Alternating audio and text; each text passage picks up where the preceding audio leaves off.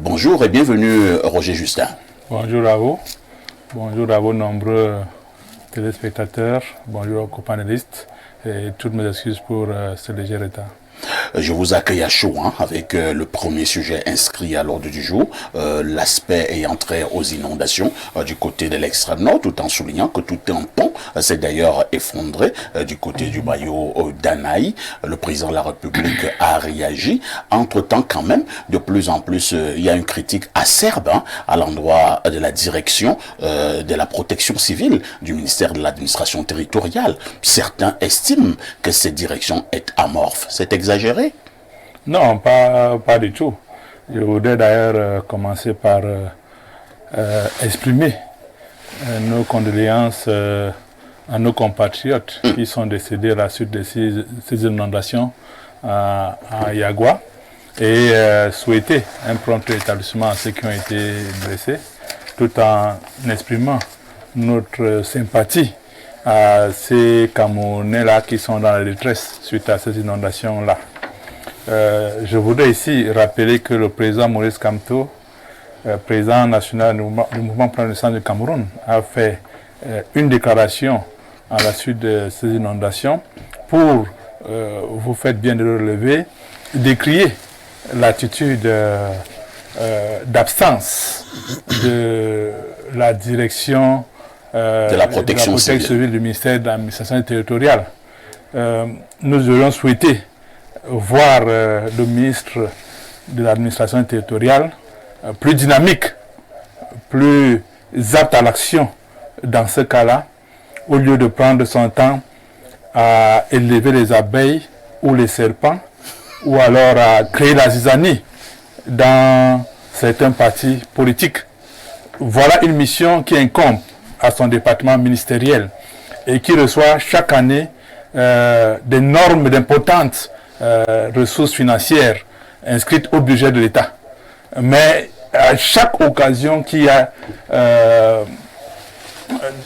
ce genre de circonstances, de catastrophes naturelles, nous sentons toujours l'absence de ce ministère et certains commencent à se demander pourquoi est-ce que cette direction-là existe. Puisqu'elle n'est jamais présente lorsqu'il faut vraiment assister les Camerounais. On attend que le magnanime, entre guillemets, président de la République, puisqu'on nous dit que c'est lui qui fait débloquer le fonds, comme si c'était son argent. Non, c'est l'argent public. Donc il faut qu'on arrête de dire que le président a débloqué. Non, il ne débloque pas, c'est l'argent public. Bon, c'est pour ça. Argent public ou argent personnel, est-ce que c'est vraiment important? Non, oui, c'est la manière dont on prend ça. Secouer les non, c'est la manière dont on prend ça. La manière dont on prend ça. Et j'ai dit, on ne devrait pas attendre qu'il fasse quoi que ce soit. Il y a tout un ministère qui devrait s'en occuper tout de suite. Lorsqu'il y a... Ils aiment souvent, quand vous parlez, ils vont vous dire non, est-ce que ça ne se passe pas ailleurs?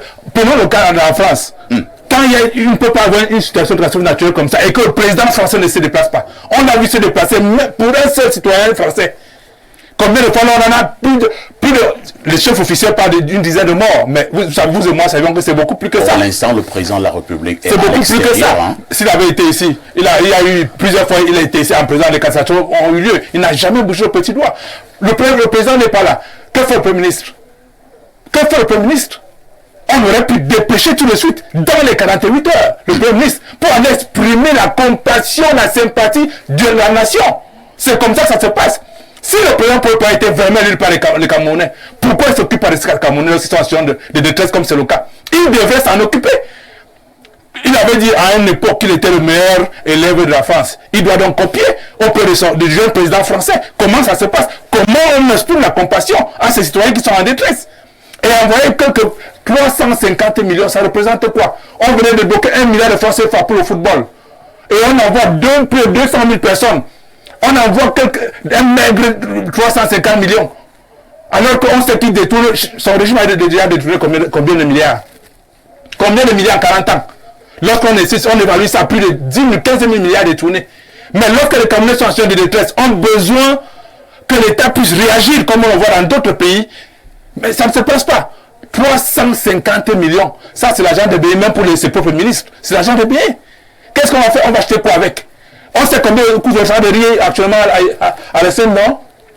On sait combien coûte le sac de riz à l'ESM, non? On sait combien soupe de carton à l'ESM, non? Qu'est-ce qu'on va bien acheter pour plus de 200 000 personnes en situation de détresse avec 350 millions, même comme une première mesure, c'est indécent.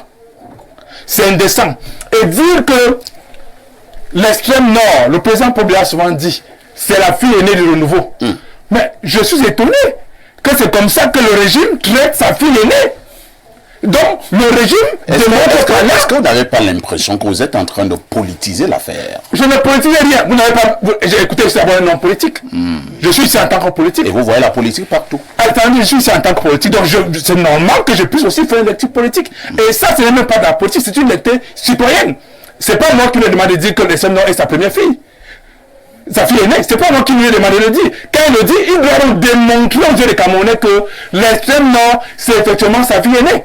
Très bien. Et c'est comme ça qu'on traite donc sa fille aînée. Parce qu'elle a une fille qui est dans une famille.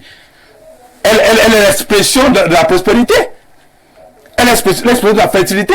Donc on la traite avec beaucoup d'égards. Dans nos familles, vous êtes Betty comme moi. C'est comme ça que ça se passe. Mais lui, neveu de Betty, disons ça comme ça, il ne sait pas comment on entretient la fille aînée. C'est comme ça qu'on traite sa fille aînée, comme il traite l'extrême nord là. Que les compatriotes de l'extrême nord comprennent le langage. C'est ce que ça veut dire. Merci. Ça veut dire que dès 2025, plus qu'en 2024, allez vous inscrire massivement pour dégager ces gens-là. Parce qu'ils ne peuvent rien faire pour vous. Et ils le démontrent chaque jour. Merci Roger Justin Noir, qui a l'air d'être en campagne électorale. Oui, c'est bien sûr en campagne. Je suis à tout le monde en campagne. On va passer la parole à Pierre Blériot-Niemek. Monsieur Noir, calmez-vous. Pierre Blériot-Niemek, revenons quand même sur les chiffres. Hein. Cette affaire de chiffres crée une énorme polémique. Justin Noir l'a relevé tout à l'heure. Les Lions indomptables du Cameroun viennent de livrer 2 rencontres. Cameroun-Namibie, Cameroun-Zimbabwe. On parle d'1,92 milliard millions qui ont été débloqués par le gouvernement de la République pour 2 rencontres de football. Maintenant, on vous fait comprendre que du côté de l'extrême nord, des personnes sont mortes, les dégâts matériels sont énormes, les gens sont dans une espèce de misère à nul autre pareil. Bref, c'est le désarroi. Le gouvernement débloque plus d'une semaine après, parce qu'il faut me dire que ça, il y a eu des jours, hein, plus d'une semaine après, on débloque 350 millions. Roger Justin Noir du MRC pense que c'est indécent. Quelle est la réaction du consultant que vous êtes? Non, moi en général, je ne fais pas ce genre de parallèle. Je règle les problèmes au cas par cas. Parlons donc des chiffres. Le chiffre de 200 000 personnes que vous évoquez et qui semble le plus crédible n'a pas été évoqué par l'organe en charge de cette affaire. Le chiffre évoqué est beaucoup plus réduit. Bien qu'on n'ait pas donné un chiffre exact, on a parlé de 950 familles qui seraient affectées. Et dans les statistiques que j'ai... Bon, maintenant, une famille peut avoir combien de personnes? J'ai donc fait ce travail au niveau... J'ai observé qu'à l'extrême nord, on dit qu'une famille a à peu près 5,6, dont 6 personnes. On a calculé, ça a donné 5700 personnes seulement.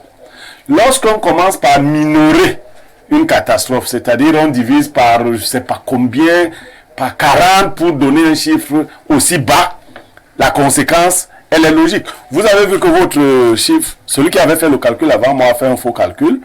En fait, quand vous distribuez 350 millions à 200 000 personnes, chaque personne reçoit 1750 francs, dont les familles de 6 ont reçu 10 500 francs.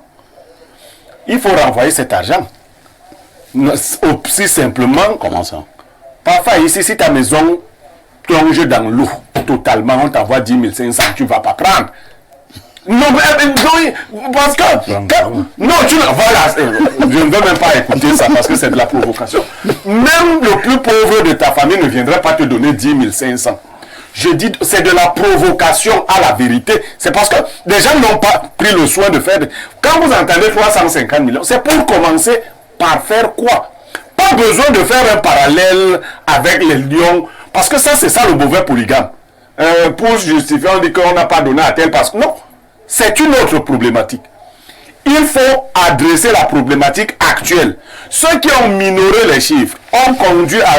Parce que si vous prenez quand même ces 350 millions pour 5700 personnes, ça commence à ressembler à quelque chose. Mais pour 200 000 personnes, Connaissant même les habitudes des Camerounais, si ça quitte de Yaoundé à 350 millions, la distance qui est longue comme ça... Qu'est-ce que vous voulez insinuer? Mais je n'insinue pas, je dis. Parce que si l'argent est transporté de Yaoundé jusqu'à l'extrême nord, 350 millions, peut-être 50 millions peuvent arriver à l'extrême nord. Si 50 millions arrivent alors à l'extrême nord, vous voyez que les sinistrés, les premières familles là, si on vous donne 2 litres d'huile, vous rentrez, c'est terminé. Non, ce n'est pas sérieux. C'est pour cela que nous disons qu'il faut que nos dirigeants aient un peu d'empathie. On a l'impression qu'on a arraché le cœur aux Camerounais. On dit, les gens n'ont pas de cœur. Pourquoi ils ne disent même pas ça? Moi, je m'en fous de dire que c'est le président qui a donné, c'est elle qui a donné. Moi, je ne suis pas un homme politique. C'est même Paul Biya qui a donné. Oui. Mais il donne 10 500 par famille. C'est pour dire quoi? Merci. Donc, il faut revoir ça. Ayez un peu d'empathie. Avant cette situation, nous savions que ça allait arriver, non? Non, ce n'est même pas parce que l'extrême nord va vous voter, puisque que l'extrême nord vote ou ne vote pas. Les choses seront les mêmes. Donc, vraiment, vous lisez dans une... Le RNC qui perd son temps a dit là-bas que non, regardez donc maintenant, allez vous inscrire massivement. S'ils s'inscrivent massivement, est-ce que c'est pour votre compte? C'est pas ce que j'ai dit. Non, donc quand ils s'inscrivent massivement, ça fait encore le bonheur du RDPC qui ne fait pas. C'est pas le bonheur du RDPC. De toutes les façons. Vous ne pouvez pas le dire. Ce que je souhaite, c'est que nous fassions plus. Sauf si vous souhaitez que le RDPC se maintienne. Je ne. Non. Mais alors, mais je ne souhaite pas non plus le MRC, il faut que je vous le dise. Ça, c'est pas un problème. Ils seront là. Non, vous allez souffrir de nous voir là. Restons dans le débat. Non, je suis dans le débat. C'est Noah qui me provoque. Je ne souhaite pas le RDPC, mais je ne souhaite pas non plus le MRC. Parce que je ne peux pas enlever le choléra pour prendre la peste. Alors là, vous êtes excessif. Ça c'est votre opinion. Excessif, là. Je dis ce... Attendez, pourquoi vous voulez que j'ai d'autres opinions? Moi, je donne mes opinions. C'est comme ça. Vous détestez le MRC. Je ne déteste pas. Je dis que c'est... Quand le RDPC est le choléra, le MRC est la peste. C'est ce que j'ai dit. Est-ce que j'ai dit que je déteste? Pourquoi quand je dis que le RDPC est le choléra, vous ne demandez pas si je déteste le RDPC? Merci Pierre Blériot.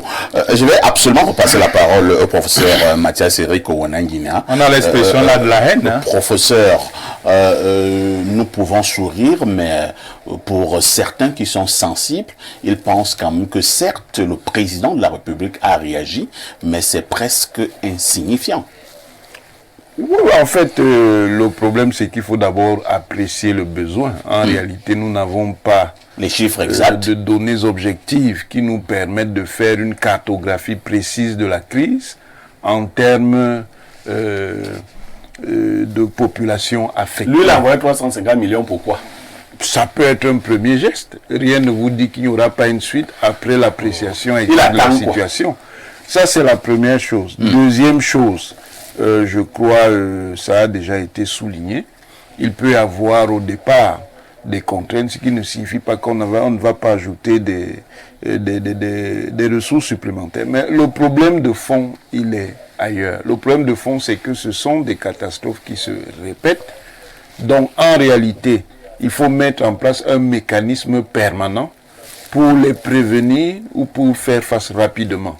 Ça veut dire que la première question dans cette affaire, c'est comment on canalise les eaux. Bon, la solution des digues a été utilisée. Elle est mal utilisée. Je ne sais pas si mal. Je ne sais pas si nous avons des informations sur place. Elle a été très mal. Comme les choses. Je sors de Douala. Quand tu as vu la route Douala et Déa, tu arrives à l'émission, tu ne peux pas ne pas être opposant. Donc, elle a été mal utilisée. Monsieur Niamey, permettez au professeur d'avancer. Oui, qui disent qu'elle a été mal utilisée. Non, vous avez vos mots. Le professeur, c'est là. Je vais maintenant parler avec la bouche de monsieur Niamey. Finalement, on ne comprend pas. Bon, je dis, la solution a été utilisée de manière objective. Elle n'apparaît pas satisfaisante puisqu'on n'arrive pas à régler le problème de fond et à récurrence des inondations. Ça veut dire donc qu'il faut trouver à ce niveau un mécanisme qui permette de mieux canaliser les eaux avant éventuellement de faire ce que M. Chi a dit, c'est-à-dire d'utiliser ces eaux en fonction du cycle écologique où il y a des périodes de rareté des eaux et des périodes aussi de surabondance des eaux. Entre-temps, quand même, professeur, tout ce que vous dites là est tellement pertinent, mais en attendant que la solution technique soit trouvée en urgence, Il paraît que ce sont même d'ailleurs des solutions qui prennent un peu de temps. Est-ce qu'il ne faut pas simplement d'abord faire en sorte que ceux qui habitent ces zones puissent peut-être, entre guillemets, déguerpir. Et quand je parle de déguerpissement... Non, la configuration écologique ne permet que très peu cela. Ah, bon. Et puis ensuite, si vous demandez des déguerpissements dans ces conditions, il y aura des résistances, parce qu'il y a des phénomènes affectifs d'attachement à des terroirs. Ça veut dire que les gens ont toujours vécu à ces endroits et ils ont toujours eu à gérer ce type de catastrophe. Le problème, c'est que dans l'histoire, un mécanisme nouveau intervient qui s'appelle l'État. Et ce mécanisme-là doit apporter des solutions nouvelles aux problèmes qui en fait se posent de manière récurrente dans cet écosystème. Donc les solutions de déguerpis ne régleront aucun problème puisque dans la configuration, les zones qui sont inondées, très souvent sont aussi des zones qui sont complètement vides d'eau. C'est-à-dire vous passez au même endroit, vous ne pouvez pas savoir que c'est à cet endroit que dans quelques mois, il y aura des eaux violentes qui vont tout détruire.